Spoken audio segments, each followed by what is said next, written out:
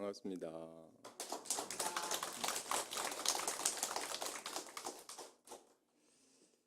아침 새벽녘에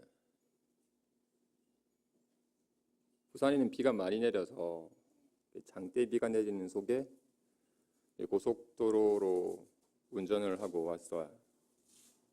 새벽녘이니까 비가 많이 내려서 안개가 짙어서 정말로 차선도 잘 보이지 않을 정도로 아주 짙은 안개 속을 달리게 돼요. 그래서 사선이 잘 안 보이니까 길은 보지 못하고 앞차의 붉은 희미한 불빛을 따라서 쫓아가게 돼요. 그래서 앞차가 잘 가면 저도 잘 가고, 앞차가 잘못된 길로 가면 저도 잘못된 길로 빠지게 돼요. 그처럼 먼저 공부한 사람들은 자신의 발자취를 반듯하게 해야 돼요. 왜냐하면 뒤에 공부하는 사람들이 나의 자취를 쫓아서 공부를 하기 때문이에요. 그래서 항상 나는 반듯하게 공부를 하고 있는지 한번 살펴보면서 공부를 해야 할 듯합니다. 철수와 만수가 같이 예배드리러 가는 길에 철수가 만수에게 물었어. 야, 만수야, 너는 기도하는 중에 담배를 펴도 된다고 생각하니? 기도하는 중에 담배? 잘 모르겠는데 한번 목사님께 여쭤봐. 철수가 목사님께서 여쭈었어요. 목사님, 저 기도하면서 담배를 펴도 됩니까? 목사님께서 정색을 하시고는 절대로 안 됩니다, 형제님. 기도는 하나님과 대화하는 엄숙한 시간인데 어떻게 담배를 펴서 되겠습니까? 기도하는 중에는 절대로 담배를 피면 안 됩니다라고 딱 잘라 말했어. 철수로부터 목사님의 대답을 들은 만수가 야, 그건 네가 질문을 잘못해서 그래. 내가 다시 여쭤볼게 하고는 목사님께 가서 여쭈었어요. 목사님, 담배 피우는 중에는 기도하면 안 됩니까? 목사님께서 온화한 미소를 지으시며 형제님, 당연히 됩니다. 기도는 하나님과 대화하는 시간이니 이는 때와 장소를 가리지 않습니다. 그러니 담배 피우는 중에도 얼마든지 기도를 해도 됩니다라고 얘기하셨대요. 지금 동일한 상황을 바라볼 때 어떤 관점으로 바라보느냐? 기도하면서 담배 피우는 행동으로 바라보느냐? 아니면 담배 피우면서 기도하는 행동으로 바라보느냐에 따라서 판단이 달라지네요. 누가 담배를 부엌 피면서 하나님 아버지 감사합니다라고 기도하고 있는데 누가 바라볼 때 기도하는 중에 담배를 피우라고 하면 버럭 화를 낼 텐데 담배 피우는 중에 하나님 감사합니다 기도한다면 참 기특하다고 여기게 될 거예요. 똑같은 행동을 하고 있는데도 어떤 관점으로 보느냐에 따라서 달라지는 거예요. 그래서 공부하는 사람은 어떤 상황일지라도 다양한 관점으로 바라볼 수 있는 여유가 있어야 돼요. 내가 바라보는 관점만 옳다고 고집해서는 안 되고 나는 이런 관점으로 바라보는데 너는 그런 관점으로 바라보는구나라고 상대의 관점에서도 바라보고 상대 입장을 이해하는 여유를 가져야 돼요. 그래서 공부하는 사람은 마음이 좀 유연해야 돼요. 딱 경직된 게 아니라 모든 상황을 유연하게 바라보고 모든 상황을 다 받아들일 수 있는 넉넉하고 큰 마음을 가져야 됩니다. 그러고 있죠? 네. 좋아요. 오늘은 불교에 대한 체계적인 이해의 5번째 시간으로 모든 것은 함께 연계이다라는 제목으로 상을설한 가르침 가운데 연기법에 대해서 살펴보겠습니다. 연기법에 대해서 살펴보기 전에 먼저 개경계를 한번 살펴보고 마음에 새기고 얘기를 했으면 해요. 무상심심미묘법 백천만검난조 아금문견득수지 원해열의 진실이 위없이 깊고 미묘한 법 백천만급 지나도록 만나기 어려워라. 근데 내가 지금 듣고 보고 지니게 되었으니 이 열의 진실한 뜻을 알기를 원합니다. 오늘 얘기하고자 하는 연기법이 너무 심심미묘해서 참으로 이해하기가 어려워요. 그래서 미리 이 워낙 미묘한 법이다라는 걸 언지를 두고 얘기를 진행하고자 합니다. 우리가 사람의 행동뿐만 아니라 똑같은 광경을 보면서도 그것을 바라보는 마음에 따라서 광경이 달리 와닿아요. 예전에 조선시대의 학자였던 송시열이 금강산 구경을 갔어요. 그리고는 높은 산봉우리에서 정말 굉음을 내고 쏟아지는 구룡면 폭포를 보고서 시를 한 수 지었어요. 마치 산이 화가 나고 물이 성내는 것 같구나라고 시를 읊었어요. 아마도 송시열은 좀 화난 마음이 있어가지고 자신의 화난 마음을 달래로 금강산 구경을 갔었나 봐요. 내 속이 화가 나 있으니까 막 그 물 폭포가 와락 쏟아지는 것이 마치 고함을 지르는 것처럼 그는 보이고 들렸나 봐요. 반면에 동시대 사람인 허미수는 같은 구룡면 폭포를 보고서 시를 짓기를 저 물 기둥과 물보라가 마치 노을거리는 한 폭의 비단 같구나라고 시를 읊었어요. 아마 그는 기쁜 마음으로 금강산 유람을 즐기는 중이었기 때문에 그의 마음이 즐겁고 편하니까 마치 그 광경 또한 정말로 즐겁고 편안하게 보였던 거였어요. 송시열은 평소에 그렇게 막 화를 잘 내는 기운이 있었기 때문에 그 마음이 원인이 되어서 말년에 사약을 받고 죽었어요. 반면에 허미수는 항상 늘 그의 마음은 편안했기 때문에 그의 일생 또한 참 편안한 삶을 살다 갔어요. 이니만 얘기가 아니죠. 우리는 똑같은 상황에 똑같은 길을 가면서도 무지무지 불안해하기도 하고 편안해하기도 해요. 왜 그렇죠? 똑같은 산길을 갈 때 불안에 떨기도 하고 똑같은 산길을 가면서 편안함을 느끼기도 해요. 왜 그렇죠? 우리가 실제로 대면하는 경계는 외부의 경계가 아니라 지금 내 마음에 인식되는 경계를 감응하기 때문이에요. 그래서 불안한 마음에 인식되는 경계는 불안해요. 뭐가 튀어나올 것 같고. 내 편안한 마음에 인식된 경계는 그 경계 또한 편안하게 와닿아요. 송시열과 허미수가 똑같은 구름 폭포를 봤는데 송시열은 찡그리고 화나는 것처럼 보이고 노을거리 춤추는 것처럼 보여요. 왜? 그의 마음이 각각 성나고 편안함 등으로 성난 마음에 인식된 구룡의 보배는 성난 것처럼 보이고 편안한 마음에 인식되는 구룡의 보배는 편안하게 춤추는 것처럼 보이는 거예요. 우리는 내 마음 밖의 경계를 인식하는 게 아니라 지금 내 마음에 인식되고 있는 경계를 인식하는 거예요. 그래서 똑같은 경찰차를 보더라도 평상시에 경찰차를 보면 아무 대수롭지 않은데 혹여라도 한 잔 걸치고 운전하다가 경찰차를 보면 긴장이 돼요. 지금 이렇게 불안한 내 마음에 인식되고 있기 때문에 그런 거예요. 좋아, 이를 좀 더 깊이 살펴보죠. 불교의 가르침 가운데 일수사견이라고 하는 말이 있어요. 일수사견. 그 동일한 물인데 네 가지로 달리 보인다. 사람에게는 물로 보이는데 천신에게는 유리로 보이고 물고기에게는 집으로 보이고 아기에게는 피고름으로 보인대요. 그러면 저 한강을 바라볼 때 사람은 물이 가득한 걸로 보이는데 천신은 정말 아름답게 빛나는 유리보석이 가득한 걸로 보이고 그 속에 사는 물고기는 자기가 살아가는 집이고 아기는 썩은 내가 풍기는 피고름이 흐르는 걸로 보인대요. 그럼 저 한강에는 뭐가 있는 거예요? 물이 있는 거예요? 유리가 있는 거예요?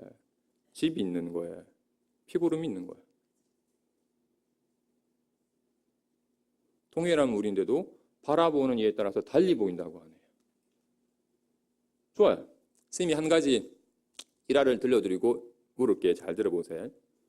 두 친구가 길을 가다가 길가에 피어있는 장미 한 송이를 보고서 말다툼이 벌어졌어요. 한 친구가 와, 저 빨간 장미꽃 진짜 이쁘다라고 감탄했어요. 옆에 있는 친구가 네 눈이 삐나? 저기 분홍색이지 빨간색이고. 눈이라고 달고 다니냐. 단디 봐라. 저기 빨간색이지 와 분홍색이고라고. 빨간색이다 분홍색이다 막 다툼이 벌어진 거야. 사실 한 친구는 적색 색약이라서 빨간색이 잘 감지가 안 됐어요. 자신은 분명히 분홍색으로 보인 거야. 그래서 분홍색이다 빨간색이다 다툼이 벌어지고 있었던 거였어요. 때마침 날아가던 벌이 에이구 안타깝다는 듯이 말을 거들어요. 야, 색깔이란 빛의 파장을 통해서 감지하는 거야. 근데 너희들은 이 빛의 많은 파장 가운데서 꼴랑 가시광선밖에 못 보잖아. 우리는 자외선까지도 볼 수 있어. 그러니까 내가 보는 게 저 장미꽃의 진짜 색이야. 저 장미꽃은 빨주, 노초, 파남보가 다 갖춰져 있는 무지개 색이야 라고 얘기했어. 지나가는 박쥐도 말을 거들어요. 뭔 소리 하는겨? 어두컴컴하구먼. 박쥐는 이 빛을 감지하는 기능이 퇴화되어서 밝다 어둡다밖에 감지가 안 돼. 그래서 그냥 어두컴컴하게 보이는 거야. 그러면 그 길에 핀 장미꽃은 빨간색인가요? 아니면 분홍색인가요? 아니면 무지개색인가요? 아니면 어두컴컴한 색인가요? 장미꽃은 태어날 때 어떤 색을 갖고 태어났을까요?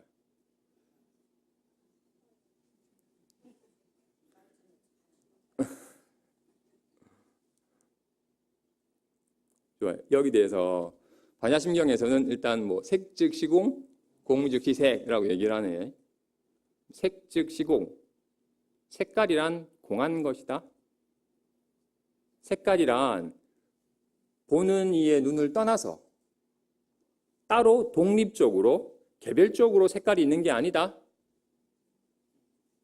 근데 공 즉 희색. 공한 것은 곧 색이다. 공한다고 해서 아예 없는 것이 아니라 바라보는 이의 눈과 함께 연기해서 그의 상한 색으로 드러난다. 그래서 한 친구의 눈에는 빨간색으로 드러나고 한 친구의 눈에는 분홍색으로 드러나고 벌에게는 무지개색으로 드러나고 박쥐에게는 어두컴컴한 색으로 드러나고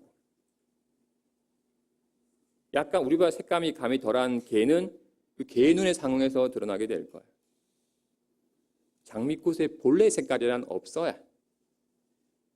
색깔이란 바라보는 눈을 떠나서 외부에 객관적으로 있는 게 아니라 바라보는 눈과 함께 연기해서 드러나는 거예요.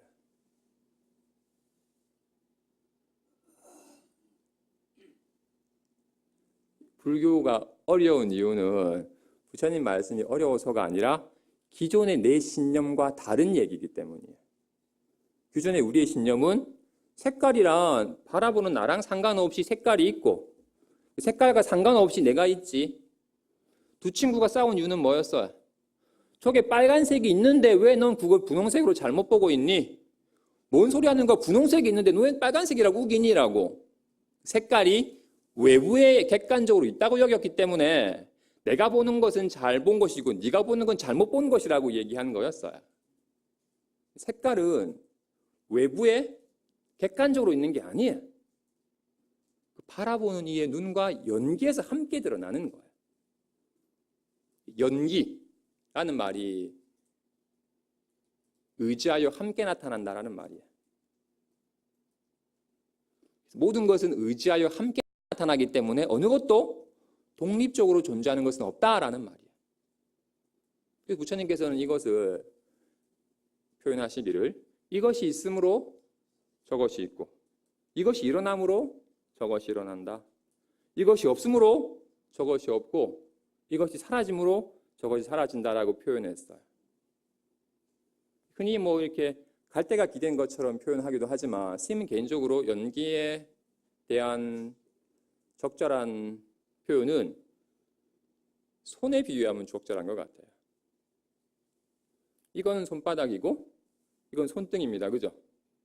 손바닥이 하는 역할이 있고 손등이 하는 역할이 있고 생긴 것도 다르고 이름도 달라요.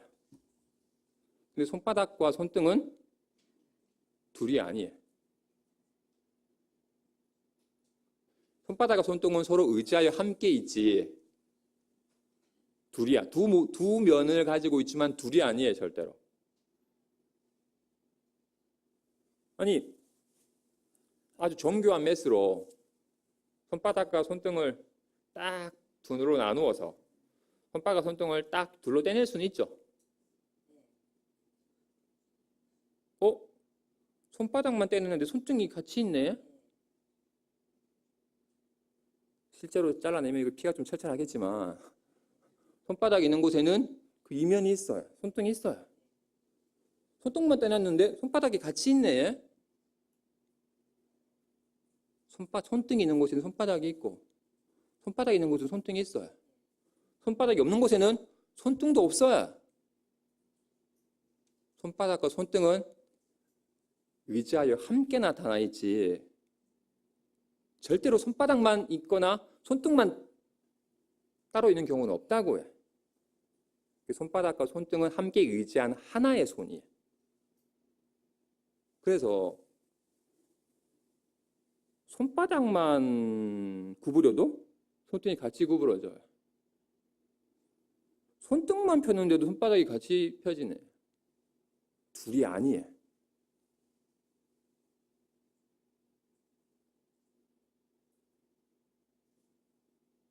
지금 이 보이는 불교를 개념적으로만 이해하면 별로 의미가 없고 불교는 삶을 얘기하는 거예요. 내 삶을. 그래서 부처님이 가르치면 항상 삶 속에서 점검이 돼야 돼요. 좋아요. 그럼 지금 여기에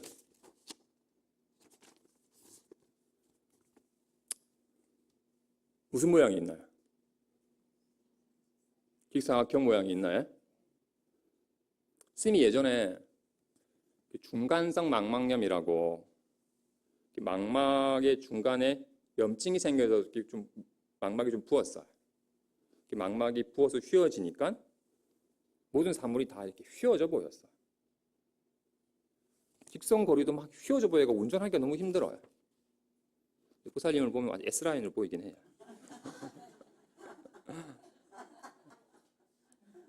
제 눈이 휘었는데 온 세상이 다 휘어져 보여요.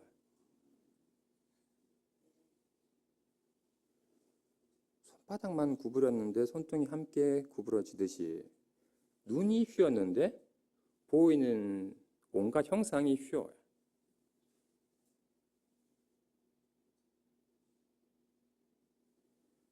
아니비설신의 육군과 색성양 미촉법 육경은 둘이 아니에요. 연기에 있는 한 법이에요. 눈과 색은 손과 손바닥이 두 면이지만 한 손이듯이 눈과 색은 연기에 있는 한 법이에요. 근데 우리는 안 그렇게 여겨야 눈과 색을 별개라고 여겨요. 좋아요. 반야심경에서 무아니비설신의 눈이 없대요. 그죠? 눈이 없다고 말해요. 눈이 있잖아요. 근데 왜 눈이 없다고 말해요?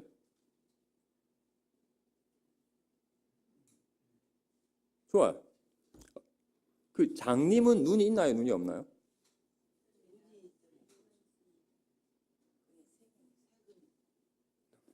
장님 색이 있나요? 좋아요. 장님은 눈알은 있으나 눈이 없어서 보지 못해요. 눈이 있으면 눈이 있어서 볼 수 있으면 장님이라고 안 하죠. 눈알은 있지만 보는 능력이 없어가지고 보지 못하기 때문에 장님이라고 말하는 거야. 그래서 눈이란 시력을 말하는 거예요. 보는 능력을 말하는 거야. 이 안구를 말하는 게 아니라 눈이란 이 보는 능력을 말하는 거예요. 그래서 장님은 이 보는 능력이 없죠. 그래서 보이는 것도 없어요. 언젠가 감각의 제국이라고 하는 다큐멘터리를 보니까 그냥 정상적이었던 평범한 사람이 이렇게 병이 생겨서 점차 시력을 잃기 시작을 해요. 보는 능력이 점차 상실이 돼요. 근데 보는 눈이 보는 능력이 점차 사라지니까 눈만 사라지질 않아요. 보이는 세상도 사라져요. 눈이 줄어드는 만큼 보이는 세상이 줄어들어요.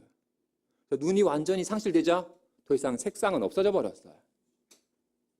눈과 색은 연기에서 있지 따로 있는 게 아니에요. 좋아요. 근데 우리는 보는 능력이 있잖아요. 그죠? 보는 능력이 있죠? 우리는 눈이 있는데 왜 눈이 없다고 말하죠? 눈이 있는데. 눈이 어디에 있나요? 여기 있나요? 여기 만져지는 건 눈알이고 만져지는 건 감촉이지 눈이 아니에요. 눈은 아까 뭐라고 했어요? 보는 능력이 눈이에요. 거울에 비춰보면 눈이 있지 않나요? 그거는 색상이지 보는 능력이 아니잖아요. 거울 속에 있는 건 색상이지 눈이 아니에요. 눈은 뭐라고요? 보는 능력을, 시력을 말하는 거예요. 이렇게 보는 걸. 이 보는 걸 눈이라고 하는 거야. 이 보는 건 어디 있어요? 지금 여기 있네요. 그죠? 색이 있는 곳에 눈이 있는 거야. 지금 색상이 있잖아요. 그죠? 당연히 보는 능력이 있잖아요. 색상이 있는 곳에 눈이 있지. 색상을 떠나서 보는 능력만 있는 경우는 없어요. 눈은 항상 색이 있는 곳에 눈이 있지. 색을 떠나서 눈만 있는 경우는 없다고요. 반야심경에도 눈이 없다고 말하는 건 그런 색상을 떠나서 그런 개별적인 눈이란 없다고 말하는 거라고요.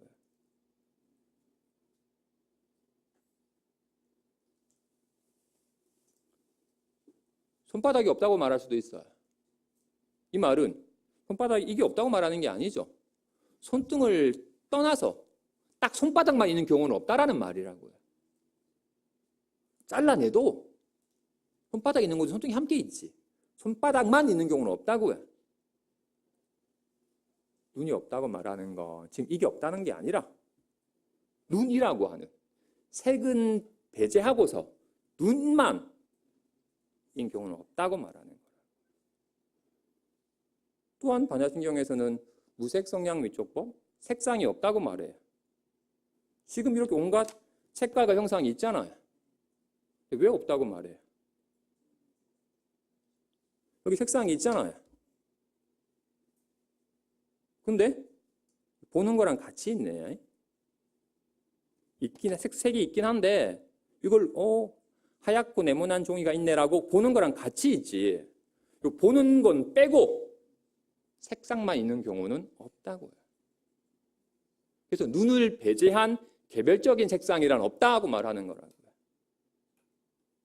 이 말은 손과 손등이 한 손이듯이 눈과 색이 둘이 아니라는 거예요. 한 법이라는 거예요. 지금 이렇게 한 손이듯이 이렇게 한 봄, 지금 이렇게 봄이라는 것이 있는 것이지 이 봄에 그냥 두 측면으로 보는 측면과 보이는 측면이라는 두 측면이 있는 것이지 따로 보는 눈, 보이는 색이 별개로 분리되어서 개별적으로 있는 것은 아니다라고 말하는 거라고요. 우리는 어때요? 우리는 지금 이 봄을 뚝 나누어서 보는 건 눈이고 보이는 건 저기 외부의 색이다라고 여겨서 보는 눈은 나고 보이는 색은 외부의 것이다라고 눈과 색이 별개로 있는 것을 여기고 있습니다. 그죠? 안입이 서이신이 육구는 나라 여기고 색상향 위촉법 육경은 외부 경계라고 여기면서 나와 세계가 별개인 것처럼 여겨요. 연기법은 그것이 착각이라는 걸 일깨워주고 있어요.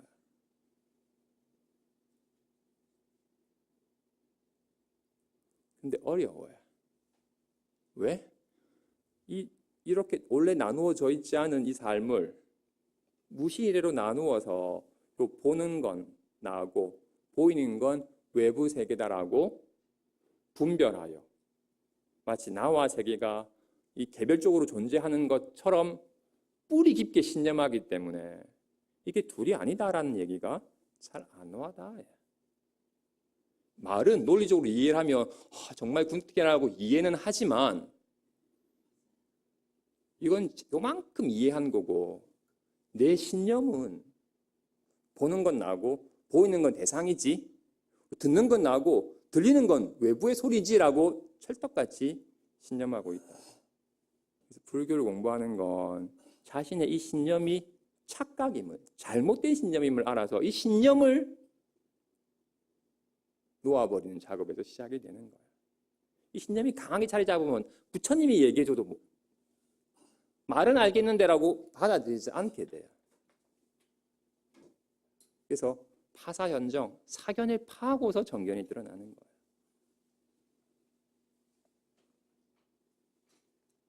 좋아요. 다시 그러면 아까 모양은 사각형, 좋아요. 아까 눈이 휘었더니 얘가 휘어져 보였어요.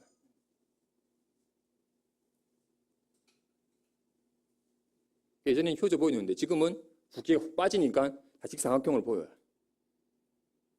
그럼 얘는 본래 직사각형인데 눈이 휘어서 눈이 부어서 휘어서 휘어지게 보인 거예요. 아니면 본래 휘어진 건데 붓기가 빠져서 직사각형으로 보이는 거예요. 지금 이렇게 동그란 안구를 가지고 있는 인간의 직사각형으로 보이는데 우리랑 다른 모양의 안구를 가지고 있는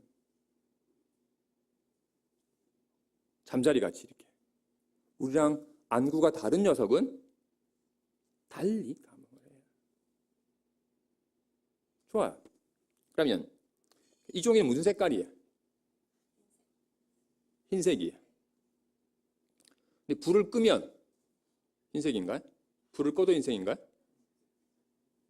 불을 끄면 흰색이 아닌가요? 좋아요.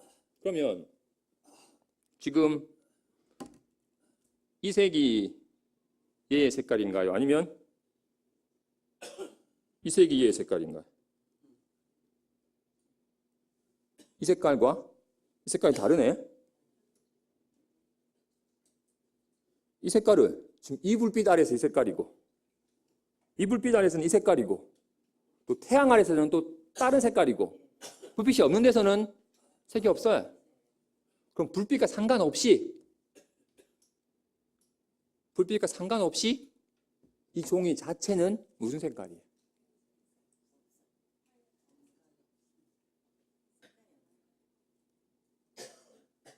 그러니까 색은 연기에 있기 때문에 의자에 함께 나타나 있는 것이기 때문에 그 관계 속에서 드러나지 그 관계를 배제하고 색깔 자체란 없어요. 지금 이 빛과의 관계 속에는 이 색깔이고 이 빛과의 관계 속에는 이 색깔이고 태양과의 관계 속에는 또 다른 색깔이고 빛이 없는 속에서는 어두운 색이라는 거예요. 자체의 색깔은 없어요. 연기에 있다고요. 관계 속에서 드러나는 거야. 그래서 요즘에 모든 시험들은 다 그 시험의 결과를 초래하게 했던 그 주변 조건을 항상 함께 제시를 해야 이런 조건 아래서 이런 결과가 나왔다라고 얘기를 한다고요. 모든 일이 그래요. 관계 속에서 드러나는 것이지 그 관계를 떠나서 개별적인 존재라 있는 게 아니에요.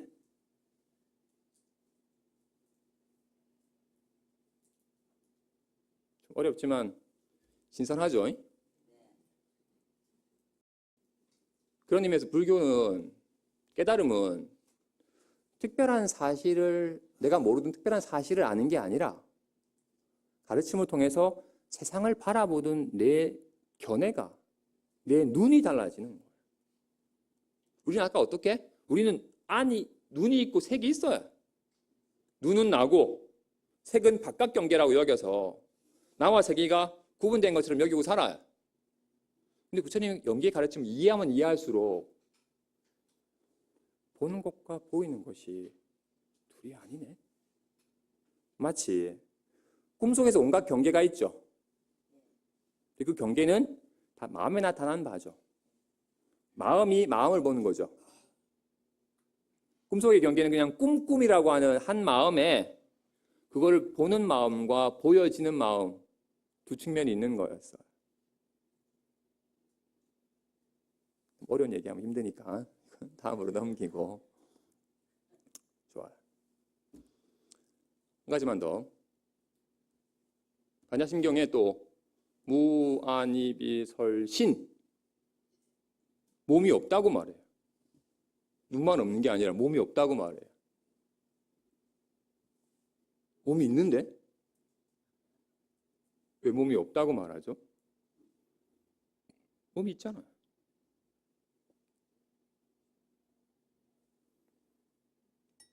내 몸이 있는데. 좋아요. 여기 컵에 물이 있네요. 이 물은 내 몸인가요? 내 몸이 아닌가? 이건 내 몸이 아니죠. 요건 내 몸이지만 이건 내 몸이 아니에요. 그죠? 근데 얘를 뭐 들어와 있으면 내 몸이에요? 조금 전에 내 몸이 아니라고 했잖아 아까. 지금 내 몸이에요? 좋아요. 우리 몸은 그 지수화풍 4대로 이루어져 있습니다. 그죠? 그래서 밥을 많이 먹으면 살이 찌고 밥을 안 먹으면 살이 빠지고, 특히나 몸의 70%는 물로 이루어져 있어요. 그래서 빨리 감량을 하려면 물을 안 마시고 땀을 많이 빼버리면 빨리 감량이 돼요. 우리는 이렇게 몸은 물로 많이 이루어져 있어요. 그렇죠? 이렇게 몸에 이런 피도 있고 침도 있네. 이 침은 내 몸인가요? 지금 이렇게 눈물, 콧물, 피, 침은 내 몸인가요? 확실히 얘 내 몸이야? 예? 예? 내 몸이야? 아, 그래? 뱉으면 내 몸이 아니고. 좋아요. 그럼 아까 물은 들어오면서부터 내 몸이라고 했는데 언제부터 내 몸이야? 입에. 내 몸이야? 왜냐면 아니에요? 아니요. 비어요. 몸에. 이거 내 몸이야? 입에 머금고 있는 동안은 내 몸이에요, 내 몸이 아니에요? 몸이에요? 뱉으면? 그것도 내 몸이에요? 이거 내 몸이 아니라고 얘기잖아요. 아니, 마시기 전에 입에 안 어? 들어갔다 나오면 내 몸이야? 그럼 내 몸이 두 개야 지금? 아니요. 여기도 내 몸이 있고 여기도 내 몸이 있는 거야?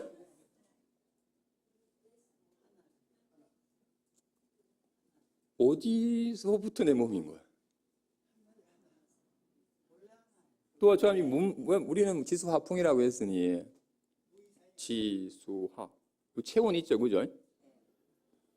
여기 법당의 온도가 훅 내려가 버리면 체온이 좀 떨어지고, 법당 온도가 훅 올라가면 체온이 올라갑니다, 그죠? 그럼 내 몸을 이루고 있는 체온이랑 법당 온도랑은 경계가 있나요? 지수와 풍이니까 공기, 몸속에는 분명히 공기도 있습니다, 그죠?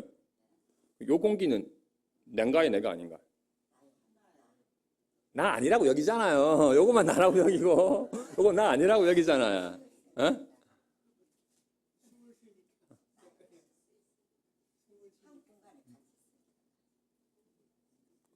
그동안 우리는 우리 아까 솔직하게 처음에 말처럼 그죠? 여기 내 몸인가요? 내 몸이 아니라고 해서 내 몸이 아니라고 했던 게 우리 솔직한 입장이었어요. 그죠? 요건 내 몸이고 요건 내 몸이 아니었어. 요건 내 몸이고 요건 내 몸이 아니었어. 근데 어떻게 나가면 아니에요? 그럼 언제부터 내 몸이야? 콧구멍에 들어올 때부터 내 몸이야?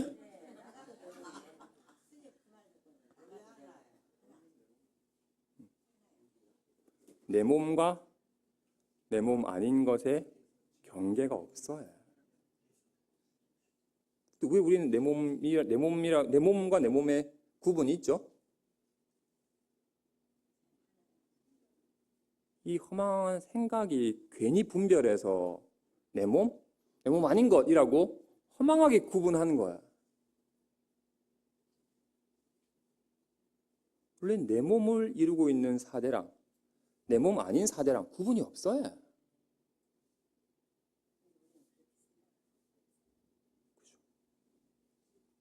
근데 내가 이렇게 이거 내 몸이야라고 여기고 있는 것이 잘못된 생각이라고 이해를 안 해요.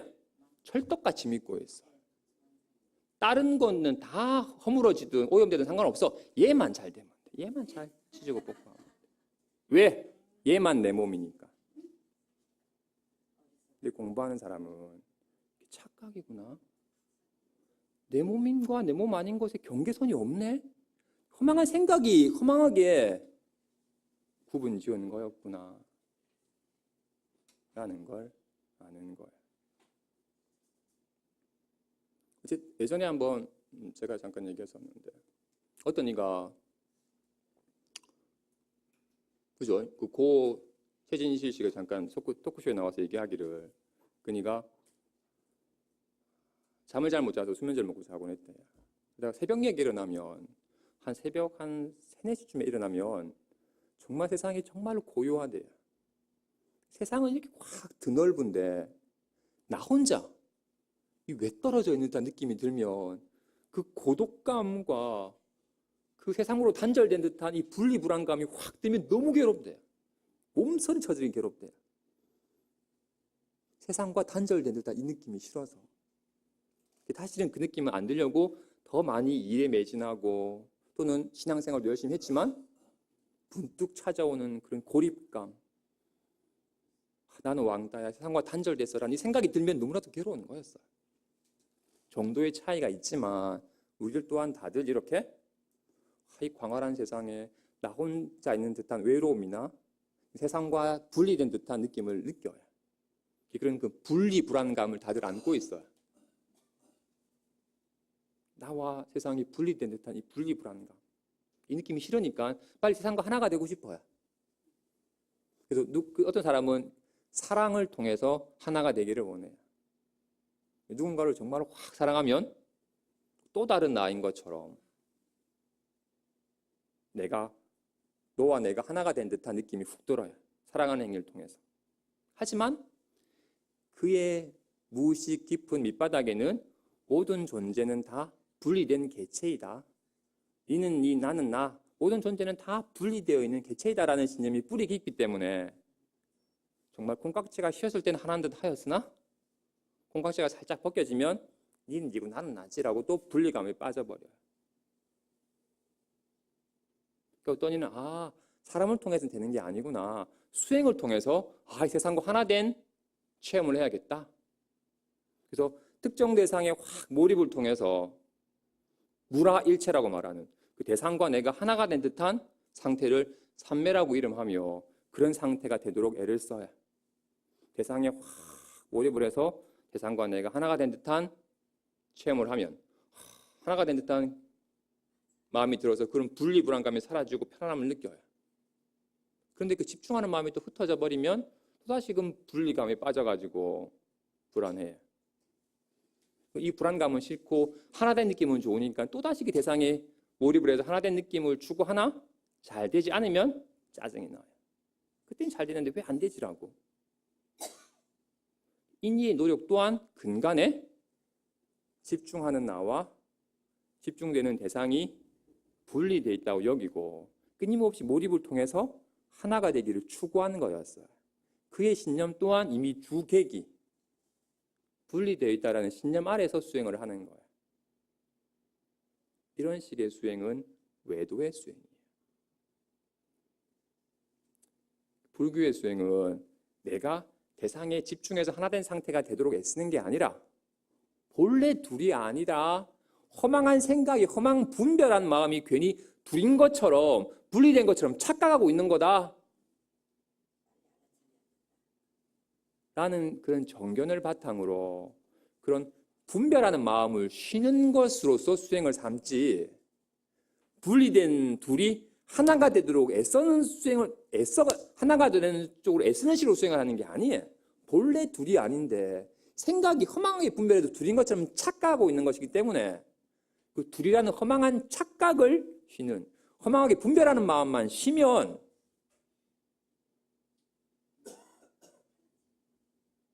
원래 개별적인 실체가 없었구나.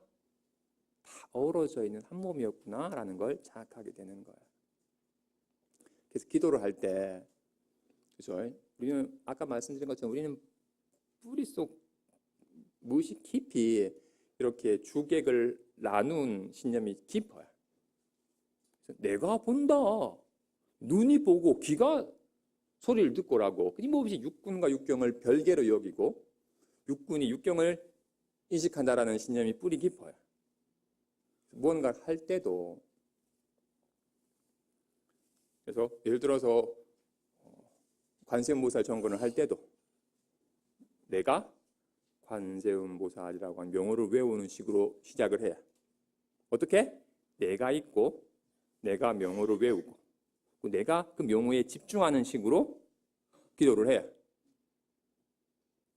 내가 대상에 집중하는 식으로 기도를 해요.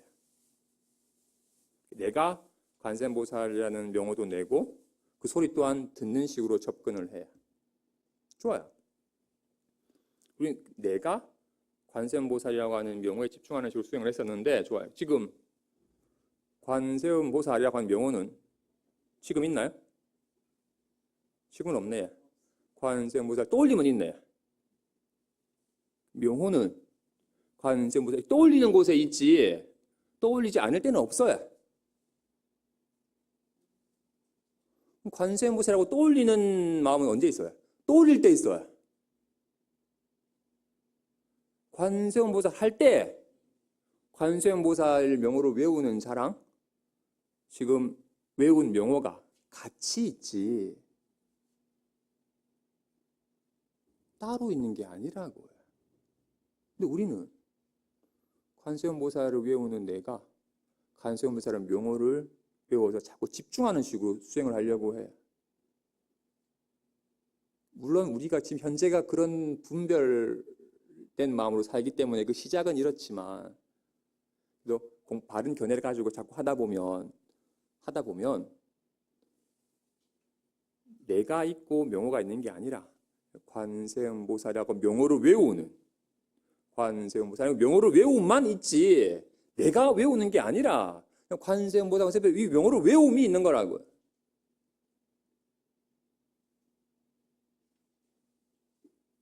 시간 관계상 좋아요. 한 가지 일화만 살펴보고 마치겠습니다. 따뜻한 봄날 봄바람을 타고 장미 씨앗 하나가 정원에 떨어졌어. 그 작은 장미 씨앗이 여린 뿌리를 내리더니 거기서 싹을 틔웠어. 그 싹이 옅은 줄기를 뻗더니 점차 가지를 뻗어서 점차 서서히 장미나무의 형색이 갖추어졌어. 3년이 지나자 정원을 가득 메운 큰 장미나무가 되었어. 그리고는 백송이의 꽃을 피웠어. 근데 이 장미 속성이 질투의 화신이라서 다른 꽃들보다도 내가 더 이쁘게 피어서 다른 사람들의 관심을 내가 독차지하고 싶었어. 그러다 보니까 우리가 다 어우러져 있는 한 나무에서 핀 모양과 색깔이 조금씩 다르지만 우리가 한 나무에서 핀 한 생명이라는 것을 잊어버리고 모양이 다르고 형상이 다르니까 니는 니 나는 나라고 구분지어서 나만 이뻐 보이고 싶어가지고 다른 꽃들에게 가는 영양분을 차단해버렸어. 다른 꽃들이 점차 시들자 내가 제일 이뻐 보였지만 다른 꽃들이 시들고 가지가 썩자 결국 자기도 시들어서 죽고 말았대. 우리는 인연의 끈으로 연결되어 있는 한 생명입니다. 모양이 다르고 성격이 다르고 하는 일이 다르지만 다 어우러져서 함께 관계 속에서 살아가고 있어요.